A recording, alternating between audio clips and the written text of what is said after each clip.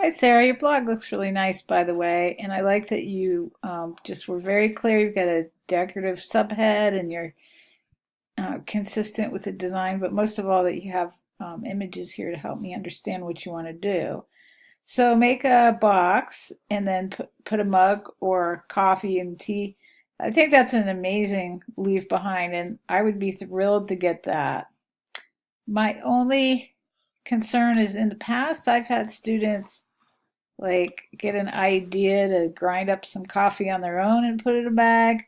I don't think that's a great idea because you just, unless you sort of know the business and they know you, they might not be comfortable getting unmarked beverages. So I don't think you even need to do that. I think the cup alone is pretty amazing.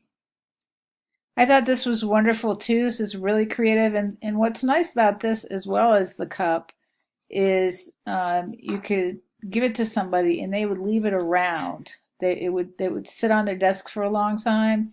If you were really clear with your name or your website, that is something that they might look at every single day. Some leave behinds, like if it's just a postcard or something, it probably goes right in the trash. But something like this, or this, is wonderful. And then lastly, I really like this one too. I mean, if you just think about yourself, if somebody sent you this, wouldn't you be so happy? I would be.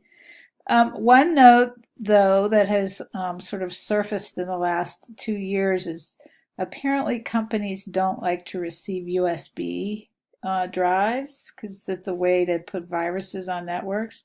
It's a little paranoid, but people just don't give those away anymore unless they're, vacuum sealed.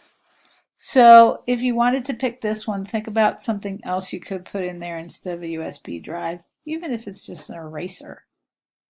That would be wonderful. Great ideas. Good presentation.